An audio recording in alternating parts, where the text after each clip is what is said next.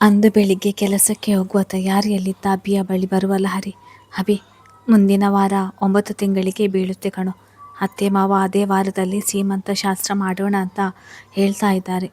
Please ಅವತ್ತಾದರೂ ಅಚ್ಚುಗೆ ಇಲ್ಲಿಗೆ ಬರೋದಕ್ಕೆ ಹೇಳ್ತೀಯಾ ಎಂದು ತನ್ನ ತುಂಬಿದ ಹೊಡಲಿನ ಮೇಲೆ ಕೈ ಇರಿಸಿ ಆಸೆಯಿಂದ ಕೇಳಿದಳು. ಅಚ್ಚು ಬದುಕಿನಲ್ಲಿ ತಾವು ನಿರೀಕ್ಷೆ ಮಾಡಿದ್ದೆಲ್ಲ ನಡೆದು ಹೋದಾಗ ತಮ್ಮವರ ಮನಸ್ಸುಗಳು ಜರ್ಜರಿತವಾಗಿ ಬಿಟ್ಟಿದ್ದನ್ನು ಅರಿತ ಅಚ್ಚು ತನ್ನ ಅಣ್ಣನ ಪ್ರೀತಿಯ ಬಗ್ಗೆ ತನ್ನ ಹೆತ್ತವರ ಜೊತೆ ಮಾತನಾಡಿದ್ದಳು.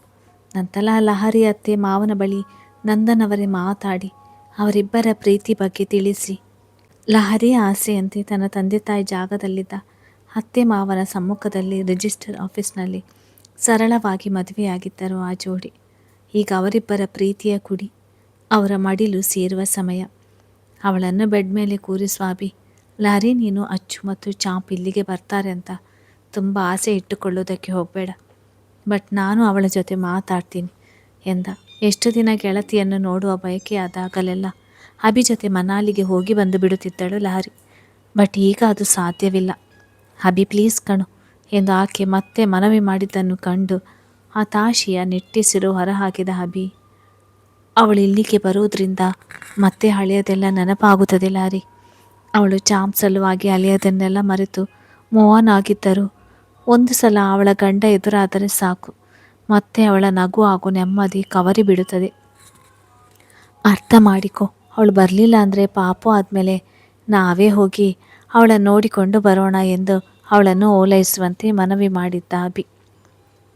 ಅವನು ಯಾವುದೇ ಕಾರಣಕ್ಕೂ ಅಚ್ಚು ಮಗುವಿನ ಜೀವಕ್ಕೆ ಅಪಾಯವಾಯಿತು ಎಂದು ತಾವು ಡಾಕ್ಟರ್ ಕಡೆಯಿಂದ ಸುಳ್ಳು ಹೇಳಿಸಿದ್ದು ಎನ್ನುವ ಸತ್ಯ ರಾಮ್ ಮುಂದೆ ಹೊರಬರುವ ಸನ್ನಿವೇಶವನ್ನು ಎದುರಿಸಲು ತಯಾರಿರಲಿಲ್ಲ. ಶಾರ್ವಿ, ನಿಮ್ಮ ಡ್ಯಾಡ್ಗೆ ತಡವಾಗ್ತಿದೆ ಪುಟ್ಟ, ಬಾ ನಾನು ನಿನಗೆ ಬಟ್ಟೆ ಹಾಕ್ತೀನಿ ಎಂದು ತನ್ನ ಕೈ ಮುಂದೆ ಚಾಚಿದ್ದಳು ಭುವನ. ಅಪ್ಪನ ಕೈಯಿಂದಲೇ ಸ್ನಾನ ಆಗಬೇಕು ಎಂಬ ಹಠಕ್ಕೆ ಬಿದ್ದಿದ್ದ ಮಗಳಿಗೆ ಸ್ನಾನ ಮಾಡಿಸಿಕೊಂಡು ಬಂದಿದ್ದಾನಲ್ಲ ಶರಣ್. ಅಮ್ಮನ ಬಳಿ ಹೋಗೋ ಬದಲು ಅಪ್ಪನ ಕೊರಳನ್ನು ಗಟ್ಟಿಯಾಗಿ ಅಪ್ಪುವ ಶಾರ್ವಿ. ಡ್ಯಾಡ್, ನೀವೇ ಬಾತೆ ಹಾಕಿ ಪ್ಲೀಸ್, ಮಮ್ಮಿ ಚೆನ್ನಾಗಿ ಹಾಕೋಲ್ಲ ಎಂದು ಮುದ್ದು ಮುದ್ದಾಗಿ ಮನವಿ ಮಾಡಿದ ಗೊಂಬೆಗೆ ಎಲ್ಲವೂ ಅಪ್ಪನಿಂದಲೇ ಆಗಬೇಕು ಅಷ್ಟೆ. ಹಾಗಾಗಿ ತನ್ನಪ್ಪ ತನ್ನೆದುರು ಇರುವವರೆಗೂ ಅಮ್ಮ ಪ್ರತಿಯೊಂದು ವಿಚಾರದಲ್ಲೂ ರಾಂಗ್ ಇರುವಳು. ಮಗಳ ಮಾತಿಗೆ ಮಡದಿಯ ಮೊಗ ಮುನಿಸಿನಿಂದ ಊದಿಕೊಂಡಿದ್ದನ್ನು ಕಂಡು ನಸುನಕ್ಕ ಶರಣ್. ಭುವನ, ಇಷ್ಟಕ್ಕೆಲ್ಲ ಯಾಕೆ ಮುಖ ಊದಿಸ್ತೀಯಾ? ನಾನು ನಿನ್ನ ಮಗಳನ್ನು ರೆಡಿ ಮಾಡ್ತೀನಿ, ನೀನು ಅವರಪ್ಪನನ್ನು ರೆಡಿ ಮಾಡು ಎಂದ ದನಿಯಲ್ಲಿ ತುಂಟತನ ಸೇರಿಸಿ. ಅವನ ಮಾತಿಗೆ ತಬ್ಬಿಬ್ಬಾದ ಭುವನ. ಶರಣ್, ಮಗಳ ಮುಂದೆ ಏನು ನಿಮ್ಮದು ಎಂದು ಬೆಡ್ ಮೇಲಿದ್ದ ಒದ್ದೆ ಟವಲ್ ತೆಗೆದುಕೊಳ್ಳಲು ಬಾಗಿದವಳನ್ನು ತನ್ನ ತೊಡೆ ಮೇಲೆ ಎಳೆದುಕೊಂಡ ಅವನ ನಡೆಗೆ ಗಳಿಬಿಲಿಗೊಂಡಳು. ಶರಣ್, ಏನು ಮಾಡ್ತಿದ್ದೀರಾ? ನಿಮ್ಮ ಮಗಳು ನಮ್ಮನ್ನೇ ಪಿಳಿಪಿಳಿ ನೋಡ್ತಾ ಇದ್ದಾಳೆ ಎಂದು ಗದರಿ ಅವನಿಂದ ದೂರ ಸರಿಯಲು ಕೊಸರಾಡುತ್ತಿದ್ದವಳ ಮೊಗ ನಾಚಿಕೆಯಿಂದ ಕೆಂಬಣ್ಣಕ್ಕೆ ತಿರುಗಿತು. ಅವರಿಬ್ಬರ ಮದುವೆಯಾಗಿ 3 ವರ್ಷಕ್ಕೂ ಮೇಲಾಗುತ್ತಾ ಬಂದಿದ್ದರು. ಒಬ್ಬರ ಮೇಲೆ ಒಬ್ಬರಿಗೆ ಅಪಾರ ಪ್ರೀತಿ ಇದ್ದರು. ಇಲ್ಲಿಯವರೆಗೂ ಒಮ್ಮೆಯೂ ದೈಹಿಕವಾಗಿ ಬೆರೆಯಲಿಲ್ಲ. ಆಗಾಗ ಶರಣ್ ಈ ರೀತಿ ಕಾಡಿದರು ಅವಳ ಜೊತೆ ಇದಕ್ಕೂ ಮೀರಿ ಮುಂದುವರಿಯುತ್ತಿರಲಿಲ್ಲ. ಶಾರ್ವಿ ಪುಟ್ಟ, ಕ್ಲೋಸ್ ಯುವರ್ ಐಸ್ ಎಂದು ಮುದ್ದಾಗಿ ಕೇಳಿದಾಗ ಜಾಣ ಮರಿಯಂತೆ ತನ್ನ 2 ಕೈಯಿಂದ ಕಣ್ಣು ಮುಚ್ಚಿಕೊಂಡ ಮಗಳನ್ನು ಕಂಡು ಶರಣ್ ತುಂಟನಗು ನಕ್ಕರೆ ಭುವನ ಮಗಳ ಕಡೆ ಸಿಟ್ಟಿನಿಂದ ನೋಡಿದಳು. ಅಮ್ಮನ ಮಾತಿಗೆ ಕಿಂಚಿತ್ತು ಬೆಲೆ ಕೊಡದ ಮಗಳು ಅಪ್ಪ ತಮಾಷೆಗೆ ಹೇಳಿದರೂ ಕೇಳಿ ಬಿಡುವವಳಲ್ಲ. ನನ್ನ ಮಗಳು ಕಣ್ಣು ಮುಚ್ಚಿದಳು. ಈಗ ಹೋಗೇನಾ ಎನ್ನುತ್ತಾ ಅವಳ ಕಿವಿ ಮೆದುವಿಗೆ ಪುಟ್ಟ ಮುತ್ತಿಟ್ಟವನ ನಡೆಗೆ ಅವಳ ಹೃದಯ ಬಡಿತ ಏರಿಳಿತವಾಯಿತು. ಶರಣ್, ಏನು ಮಾಡ್ತಿದ್ದೀರಾ ಎಂದು ಪ್ರಶ್ನೆ ಮಾಡಿದಳು ತಡವರಿಸಿ. ಮದುವೆಯಾಗಿ ಮಗಳು ಹುಟ್ಟಿ 3 ವರ್ಷ ಆಗ್ತಾ ಬಂದರೂ ಒಂದು ಸಲನೂ ನನ್ನ ಹೆಂಡತಿಯನ್ನು ಮುದ್ದು ಮಾಡುವ ಅವಕಾಶ ಸಿಕ್ಕಿಲ್ಲ. ಸೊ ಈಗ ಎನ್ನುತ್ತಾ ಅವಳನ್ನು ಕಾಡಲು ಮುಂದಾದಂತೆ ಅವಳ ನಡುವಿನ ಮೇಲಿನ ಹಿಡಿತ ಬಿಗಿಗೊಳಿಸಿ ಅವಳ ನಿನ್ನಷ್ಟು ತನಗೆ ಹೊತ್ತಿ ಹಿಡಿದಾಗ ಅವಳ ಉಸಿರಾಟದ ಲಯ ತಪ್ಪಿತ್ತು. ಶರಣ್ ಪ್ಲೀಸ್ ಎಂದು ನಡುಗುವ ದನಿಯಲ್ಲಿ ರಾಗ ಹಾಕಿದರೂ ಅವಳ ಮೇಲಿನ ಹಿಡಿತ ಸಡಿಲಿಸಿದ ಹುಡುಗ, ಒಂದು ಮುತ್ತು ಕೊಡುವುದಕ್ಕೂ ಅವಕಾಶ ಇಲ್ವಾ ನನಗೆ ಎಂದವಳ ಕೆಂದುಟಿಯನ್ನು ಸವರುತ್ತಾ ಕೇಳಿದವನ ನೋಟಕ್ಕೆ ನೋಟ ಬೆರೆಸಲು ಹೆಣಗಾಡಿದ ಹುಡುಗಿಯ ಕಣ್ಣಿನ ಮುಂದೆ ತನ್ನ ಅಣ್ಣ ಮತ್ತು ಅತ್ತಿಗೆಯರ ರೂಪ ತೇಲಿ ಬಂದಾಗ, ಶಾರ್ವಿ, ನಿನ್ನ ಡ್ಯಾಡ್ ನಿನ್ನ ಪಾಲಿನ ಪಪ್ಪಿ ನನಗೆ ಕೊಡ್ತಿದ್ದಾರೆ ನೋಡು ಪುಟ್ಟ ಎಂದು ಮಗಳಿಗೆ ಎಚ್ಚರಿಸಿದು ಕಂಡು ಅಸಮಾಧಾನದಿಂದ ಮುಖ ಹಿಂಡಿದ ಶರಣ್. ಭುವನ, ಏನು ಮಾಡಿದೆ ನೀನು ಎಂದು ರೇಗಿದ್ದ. ತನ್ನ ಅಪ್ಪ ತನಗೆ ಮಾತ್ರ ಸ್ವಂತ ಎನ್ನೋ ಮುದ್ದು ಕೊಂಬೆ ಶರಣ್ ಭುವನಾಗೆ ಪಪ್ಪಿ ಕೊಟ್ಟಿದ್ದನ್ನು ಸಹಿಸದೆ ಅಳಲು ಶುರು ಮಾಡಿದ್ದನ್ನು ಕಂಡು, ಐ ಆಮ್ ಸಾರಿ ಎಂದು ಕಿವಿ ಹಿಡಿದು ಕ್ಷಮೆ ಕೇಳಿ ಬೇಗ ರೆಡಿಯಾಗಿ ಬನ್ನಿ, ಇನ್ನು ನಿಮ್ಮ ಮುದ್ದಿನ ಮಗಳಿಗೆ ತಿಂಡಿ ತಿನ್ನಿಸುವ ಡ್ಯೂಟಿ ಇದೆ ನಿಮಗೆ ಎಂದು ಮುದ್ದಾಗಿ ಎಚ್ಚರಿಕೆ ಕೊಟ್ಟು ಅಲ್ಲಿಂದ ಜಾಗ ಖಾಲಿ ಮಾಡಿದ. ಮಡದಿಯ ಮುಖದಲ್ಲಿದ್ದ ನಸುನಗು ಕಂಡು ಶರಣ್ ಹಿಂದೆಲೆ ಕೆದರಿ ಮುಗುಳ್ನಕ್ಕ. ಇನ್ನೂ ಅಳುತ್ತಿದ್ದ ತನ್ನ ಮಗಳನ್ನು ತೋಳಿಗೇರಿಸಿಕೊಂಡು ಕಣ್ಣೀರು ಒರೆಸಿದವನು, ಅಯ್ಯೋ ಮಮ್ಮಿ, ಸುಳ್ಳು ಹೇಳ್ತಾಳೆ ಶಾರ್ವಿ, ನಿನ್ನ ಡ್ಯಾಡ್ ನಿನಗೆ ಮಾತ್ರ ಪಪ್ಪಿ ಕೊಡೋದಲ್ವಾ, ಮಮ್ಮಿ ಗಲೀಜು, ಅವಳಿನ್ನೂ ಸ್ನಾನ ಸಹ ಮಾಡಿಲ್ಲ, ಅಂಥದ್ರಲ್ಲಿ ನಾನು ಅವಳಿಗೆ ಪಪ್ಪಿ ಕೊಡ್ತೀನ. ನನ್ನ ಶಾರ್ವಿಯನ್ನು ಅಳಿಸುವುದಕ್ಕೆ ಹಾಗೆ ಹೇಳಿ ಹೋಗಿದ್ದು ಮಮ್ಮಿ ಎಂದು ಮಗಳ ದುಂಡು ಕೆನ್ನೆಗೆ ಮುತ್ತಿಟ್ಟು ಮುದ್ದು ಮಾಡಿದ ಶರಣ್ ವನ ಮಾಡಿದ ಕಿತಾಪತಿಗೆ ಮಗಳನ್ನು ಸಮಾಧಾನ ಮಾಡೋದ್ರೊಳಗೆ ಸುಸ್ತಾಗಿದ್ದು ಸುಳ್ಳಲ್ಲ. ಸರ್, ಮೊನ್ನೆ ಉಮಾಕಾಂತ್ ಅವರ ಜೊತೆ ಫಿಕ್ಸ್ ಆಗಿದ್ದ ಮೀಟಿಂಗ್ ಲಾಸ್ಟ್ ಮಿನಿಟ್ನಲ್ಲಿ ಕ್ಯಾನ್ಸಲ್ ಮಾಡಿಕೊಂಡ್ರಂತೆ ಎಂದು ಕೇಳಿದ ಮುರಾರಿ ಕೊಟ್ಟಿದ್ದ ಫೈಲ್ಗಳನ್ನು ಕ್ರಾಸ್ ಚೆಕ್ ಮಾಡುತ್ತಿದ್ದ ರಾಮ್. ಯಾಕೋ ಮೂಡ್ ಸರಿ ಇರಲಿಲ್ಲ ಮುರಾರಿ, ಹಾಗಾಗಿ ಕ್ಯಾನ್ಸಲ್ ಮಾಡಬೇಕಾಗಿ ಬಂತು ಎಂದ ಗಂಭೀರವಾಗಿ. ಬಟ್ ಅವರು ನೆಕ್ಸ್ಟ್ ಮಂತ್ವರೆಗೂ ಮತ್ತೆ ನಮಗೆ ಸಿಗೋದಿಲ್ಲ ಸರ್ ಎಂದಾಗ, ಪರವಾಗಿಲ್ಲ, ಅಂತ ಅರ್ಜೆಂಟ್ ಏನೂ ಇಲ್ಲ, ಅವರು ಯಾವಾಗ ಫ್ರೀ ಆಗ್ತಾರೋ ಆಗಲೇ ಮತ್ತೆ ಮೀಟಿಂಗ್ ಫಿಕ್ಸ್ ಮಾಡಿ ಎಂದಾಗ ಸರಿ ಎಂದು ತಲೆದೂಗಿದ ಅವ. ನಂತರ ರಾಮ್ ಕೇಳಿದ ಪ್ರಶ್ನೆಗಳಿಗೆ ಉತ್ತರಿಸುತ್ತಾ ಅವನಿಂದ ಸಹಿ ಬೇಕಿದ್ದ ಕಡತಗಳಿಗೆ ಸಹಿ ಪಡೆದು ಅಲ್ಲಿಂದ ಹೊರಟ. ನಂತರ ರಾಮ್ ತನ್ನ ಕೆಲಸದ ಕಡೆ ಗಮನ ಹರಿಸಿದಾಗ ಆರವ್ ಸ್ಕೂಲ್ನಿಂದ ಪ್ರಿನ್ಸಿಪಾಲ್ ಅವರು ಕಾಲ್ ಮಾಡಿದ್ದರು. ಮಗನಿಂದ ಹಾಗೂ ಎತ್ತವರಿಂದ ಮಾತ್ರವೇ ಅವನು ದೂರ ಇರುವುದು, ಬಟ್ ತನ್ನ ಜವಾಬ್ದಾರಿಗಳಿಂದ ದೂರ ಉಳಿದಿರಲಿಲ್ಲ. ಒಡನೆ ಕಾಲ್ ರಿಸೀವ್ ಮಾಡಿದ ರಾಮ್, ಹಾಂ ಹೇಳಿ ಸರ್ ಎಂದಾಗ, ರಾಮ್ ಸರ್, ನೀವು ಬ್ಯುಸಿ ಇರ್ತೀರಾ ಅಂತ ಗೊತ್ತು, ಡಿಸ್ಟರ್ಬ್ ಮಾಡಿದ್ದಕ್ಕೆ ಕ್ಷಮೆ ಇರಲಿ ಎಂದರು ಅವರು. ಕ್ರಿಸ್ಟಲ್ ಕಂಪನಿಯ MD ಎಂದು ತಿಳಿದಿದ್ದವರು. ಇಟ್ಸ್ ಓಕೆ, ಕಾಲ್ ಮಾಡಿದ ವಿಷಯ ಏನೆಂದು ಹೇಳಿ ಎಂದು ಮಗನ ಬಗ್ಗೆ ಏನೋ ಹೇಳಲು ಕಾಲ್ ಮಾಡಿರ್ತಾರೆ ಎಂಬ ಅನುಮಾನದಲ್ಲಿ, ಸರ್, ಒಂದು ಅರ್ಧ ಗಂಟೆ ಸ್ಕೂಲ್ ಹತ್ತಿರ ಬರೋಕ್ಕೆ ಆಗುತ್ತಾ? ನಾನು ನಿಮ್ಮ ಮಗನ ಬಗ್ಗೆ ವೈಯಕ್ತಿಕವಾಗಿ ನಿಮ್ಮ ಜೊತೆ ಮಾತನಾಡಬೇಕಾಗಿತ್ತು ಎಂದರು. ಆರವ್ನಲ್ಲಿ ಆಗಿದ್ದ ಬದಲಾವಣೆಗಳನ್ನು ರಾಮ್ಗೆ ತಿಳಿಸಲು.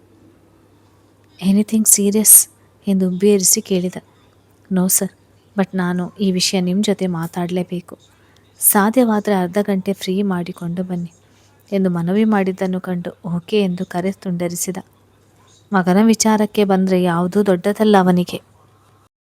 ಪ್ರಿನ್ಸಿಪಲ್ ಕಾಲ್ ಮಾಡಿದ ಅರ್ಧ ಗಂಟೆಯಲ್ಲಿ ರಾಮ್ ಆರವ್ ಸ್ಕೂಲಿನ ಬಳಿ ಬಂದಿದ್ದ.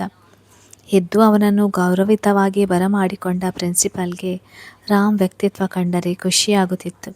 ಮಗನಿಗೆ ಸಂಬಂಧಪಟ್ಟ ಸಣ್ಣ ವಿಷಯವನ್ನು ಅವನು ನಿರ್ಲಕ್ಷ್ಯ ಮಾಡುತ್ತಿರಲಿಲ್ಲ. ಯಾವುದೇ ಕೆಲಸದಲ್ಲಿದ್ದರೂ, ಪರಿಸ್ಥಿತಿ ಏನೇ ಇದ್ದರೂ ತಾವು ಕಾಲ್ ಮಾಡಿದಾಗ ಸಬೂಬು ಕೊಟ್ಟು ತಪ್ಪಿಸಿಕೊಳ್ಳದೆ ತಮ್ಮ ಮಾತಿಗೆ ಗೌರವ ಕೊಟ್ಟು ಸ್ಕೂಲ್ ಬಳಿ ಬರುತ್ತಿದ್ದಾನಲ್ಲ ಎಂದು ಅವರು ನೆಚ್ಚಿಕೊಂಡರು. ಅವರ ಮುಂದೆ ಕೂರುವ ರಾಮ್, ನನ್ನನ್ನು ಬರುವುದಕ್ಕೆ ಹೇಳಿದ ವಿಷಯ ಎಂದು ಸಮಯ ವ್ಯರ್ಥ ಮಾಡದೆ ಬಂದೊಡನೆ ಕೇಳಿದ. ಆರವ್ ಸ್ಟಡಿ ಪ್ರೋಗ್ರೆಸ್ ಕಾರ್ಡ್ ತೆಗೆದು ರಾಮ್ ಮುಂದೆ ಇಟ್ಟವರು. ರಾಮ್ ಸರ್, ನಿಮ್ಮ ಮಗು ಈ 2 ವರ್ಷದಿಂದ ಸ್ಟಡೀಸ್ನಲ್ಲಿ ತುಂಬ ಹಿಂದೆ ಉಳಿದು ಬಿಟ್ಟಿದ್ದಾನೆ. ಮನೆಯಲ್ಲಿ ಏನಾದರೂ ಸಮಸ್ಯೆ ಆಗಿದೆಯಾ? ಓದಿನಲ್ಲಿ ಆಸಕ್ತಿ ಇಲ್ಲ ಅಂದರೆ ಒಮ್ಮೊಮ್ಮೆ ಈ ರೀತಿ ಕೆಲವು ಮಕ್ಕಳಲ್ಲಿ ಆಗುತ್ತೆ ಅಂತ ಸುಮ್ಮನೆ ಆಗ್ಬೋದು, ಬಟ್ ಅವನು ಬೇರೆ ಯಾವುದರಲ್ಲೂ ಆಸಕ್ತಿ ತೋರೋದಿಲ್ಲ, ಮಕ್ಕಳ ಜೊತೆ ಸರಿಯಾಗಿ ಬೆರೆಯೋದಿಲ್ಲ, ಯಾವಾಗಲೂ ಮೂಡಿಯಾಗೇ ಇರ್ತಾನೆ. ಪ್ಲೀಸ್ ಅವನಿಗೆ ಏನಾಗ್ತಿದೆ ಅಂತ ತಾಳ್ಮೆಯಿಂದ ತಿಳಿದುಕೊಳ್ಳಿ. ಅವನ ಬಿಹೇವಿಯರ್ ನೋಡ್ತಿದ್ರೆ ನನಗೆ ಯಾಕೋ ಅವನು ಮೆಂಟಲಿ ಡಿಸ್ಟರ್ಬ್ ಆಗಿದ್ದಾನೆ ಅನಿಸುತ್ತೆ. ತಪ್ಪು ತಿಳಿಯಬೇಡಿ, ನನ್ನ ಮಗುವಿನ ಒಳ್ಳೆಯದಕ್ಕೆ ಈ ಮಾತು ಹೇಳ್ತಿರೋದು. ಯಾರಾದರೂ ನಿಮಗೆ ತಿಳಿದಿರುವ ಚೈಲ್ಡ್ ಸ್ಪೆಷಲಿಸ್ಟ್, ಸೈಕಿಯಾಟ್ರಿಸ್ಟ್ ಗೊತ್ತಿದ್ದರೆ ಒಂದ್ಸಲ ಅವನ ಮನಸ್ಸಿನಲ್ಲಿ ಏನಿದೆ ಅಂತ ತಿಳಿಯುವ ಪ್ರಯತ್ನ ಮಾಡಿ, ಅದಕ್ಕೆ ಪರಿಹಾರ ಹುಡುಕಿ ಎಂದವರ ಮಾತುಗಳು ಅವನ ಗಂಟಲನ್ನು ಬಿಗಿ ಮಾಡುತ್ತಿತ್ತು. ಕಣ್ಣುಗಳು ಕೆಂಪಾಗಿ ತೆಳುವಾಗಿ ನೀರಾಡಿತು. ತನ್ನ ಭಾವನೆಗಳನ್ನು ಹತ್ತಿಕ್ಕುತ್ತಿದ್ದವನ ಮುಖ ಕೆಂಪಾಗಿದ್ದು ಕಂಡು, ರಾಮ್ ಸರ್, ನನ್ನ ಮಾತಿನಿಂದ ನಿಮಗೆ ಬೇಜಾರಾಗ್ತಿರ್ತಾರೆ, ಐ ಆಮ್ ಸೋ ಸಾರಿ. ನಮ್ಮ ಸ್ಕೂಲಿನಲ್ಲಿ ಓದುತ್ತಿರುವ ಮಕ್ಕಳು ನಮಗೂ ಮಕ್ಕಳು ಇದ್ದಂತೆ, ಹಾಗಾಗಿ ನಾನು ಇದನ್ನೆಲ್ಲ ನಿಮಗೆ ಹೇಳಿದ್ದು ಎಂದರು. ಅವನಿಗೆ ತಮ್ಮ ನೇರ ನುಡಿ ಬೇಸರ ಮಾಡಿದೆ ಎಂದರಿತು. ಇಟ್ಸ್ ಓಕೆ ಸರ್ ಎಂದು ಒಮ್ಮೆ ಕೈಯಲ್ಲಿದ್ದ ಮಗನ ಸ್ಟಡಿ ಪ್ರೋಗ್ರೆಸ್ ಕಾರ್ಡ್ ಮೇಲೆ ಕಣ್ಣ ಹಾಡಿಸಿದ ರಾಮ್. ನಾನು ನನ್ನ ಮಗನನ್ನು ಮನೆಗೆ ಕರೆದುಕೊಂಡು ಹೋಗ್ಬೋದೆ ಎಂದು ಎದ್ದು ನಿಂತಾಗ, ಯಾ ಸರ್, ನಾನು ಅವನ ಕ್ಲಾಸ್ ಟೀಚರ್ಗೆ ಇನ್ಫಾರ್ಮ್ ಮಾಡ್ತೀನಿ, ನೀವು ಕರೆದುಕೊಂಡು ಹೋಗಿ ಎಂದವರಿಗೆ ಥ್ಯಾಂಕ್ಸ್ ಎಂದು ಕೃತಜ್ಞತೆ ತಿಳಿಸಿ ಲಿಫ್ಟ್ ಹೊಕ್ಕು ಮಗನ ಕ್ಲಾಸ್ ರೂಮಿನ ಬಳಿ ಬರುವ ಹೊತ್ತಿಗೆ ಆರವ್ ಸಹ ಹೊರಗಡೆ ಬಂದಿದ್ದ. ತನ್ನನ್ನು ಕಂಡೊಡನೆ ಅವನ ಮೊಗದಲ್ಲಿ ಸುಳಿದಾಡಿದ ಅಸಮಾಧಾನ ಹಾಗೂ ಸಿಟ್ಟು ಕಂಡು ಹತಾಶೆಯ ನಿಟ್ಟುಸಿರು ಹೊರಹಾಕಿದ ರಾಮ್ ಬಾಗಿ ಮಗನನ್ನು ತೋಳಿಗೇರಿಸಿಕೊಂಡಿದ್ದ.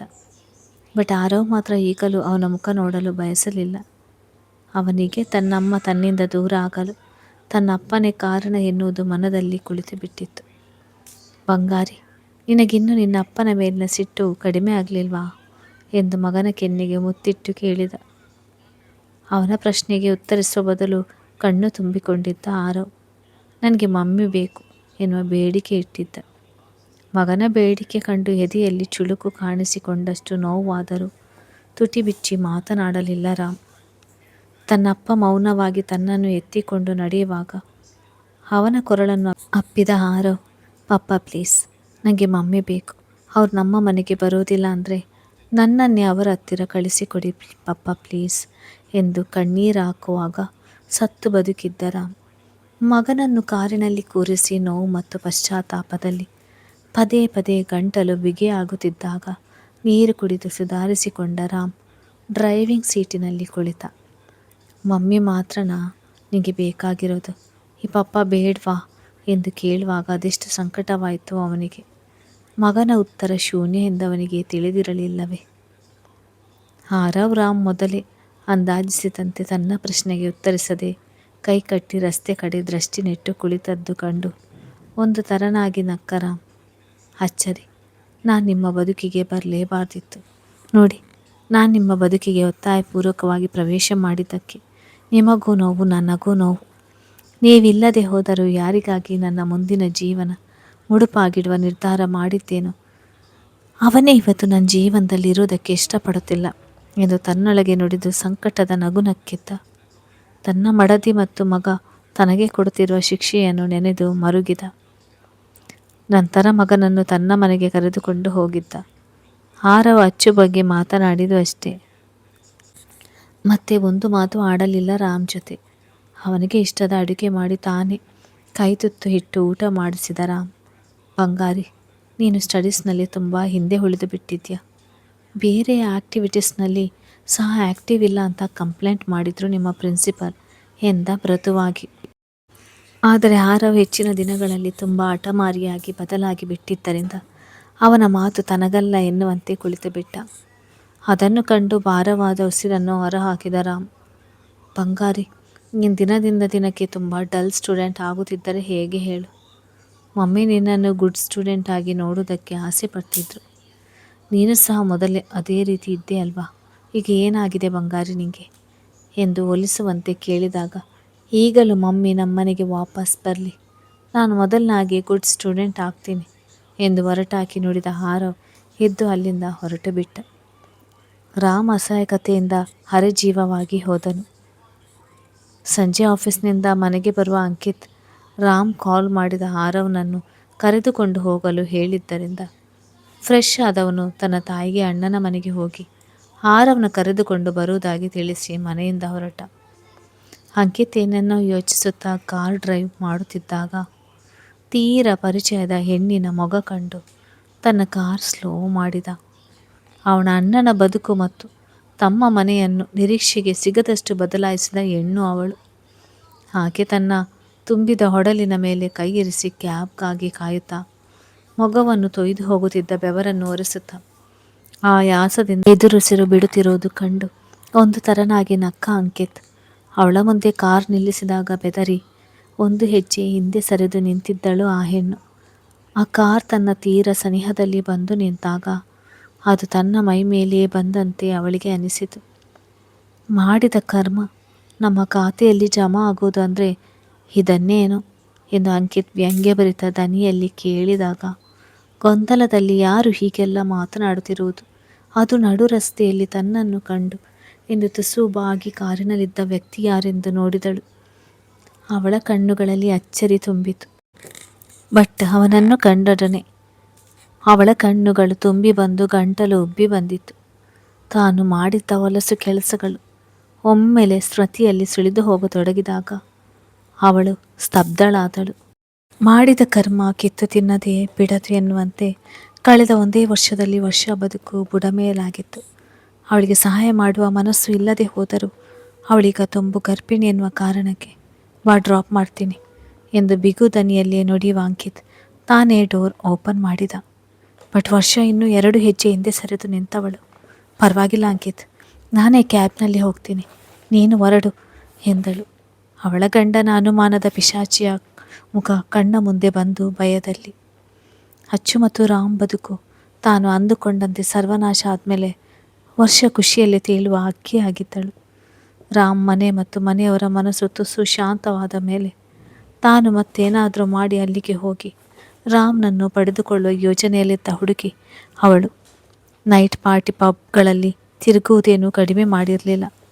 7-8 ತಿಂಗಳ ಹಿಂದೆ ಅದೃಷ್ಟ ಅವಳ ಕೈ ಸುಟ್ಟು ಕುಡಿದ ಮತ್ತಿನಲ್ಲಿ ತನ್ನ ಗೆಳೆಯನೊಬ್ಬನ ಜೊತೆ ಮೈಮರೆತು ಒಂದಾಗಿ ಅದಕ್ಕೆ ಪ್ರತಿಫಲವಾಗಿ ಗರ್ಭಿಣಿಯಾಗಿದ್ದಳು. ಆ ವಿಷಯ ಅವಳ ತಂದೆ ತಾಯಿಗೆ ತಿಳಿಯುವ ಹೊತ್ತಿಗೆ ಅವಳ ಗೆಳತಿಯರ ಮೂಲಕ ಗಾಳಿ ಸುದ್ದಿಯಾಗಿ ಬಿಟ್ಟಿತ್ತು. ಹಾಗಾಗಿ ಮಗುವನ್ನು ಅಬಾರ್ಟ್ ಮಾಡಿ ಮೂವ್ ಆನ್ ಆಗಲು ಸಹ ಅವಕಾಶ ಇರಲಿಲ್ಲ ಅವಳಿಗೆ. ತಮ್ಮ ಸುತ್ತಲಿನ ಜನ ಹಾಗೂ ಪರಿಚಯಸ್ಥರು ತಮ್ಮನ್ನು ಮತ್ತು ತಮ್ಮ ಮಗಳನ್ನು ನೋಡುತ್ತಿದ್ದ ತುಚ್ಛ ನೋಟ ಸಹಿಸಲಾಗದೆ ವರ್ಷ ಹೊಟ್ಟೆಯಲ್ಲಿ ಬೆಳೆಯುತ್ತಿದ್ದ ಮಗುವಿಗೆ ಕಾರಣವಾದ ಹುಡುಗನ ಬಳಿ ಹೋಗಿ ಪರಿಪರಿಯಾಗಿ ತಮ್ಮ ಮಗಳನ್ನು ಮದುವೆಯಾಗುವಂತೆ ಬೇಡಿದ್ದರು.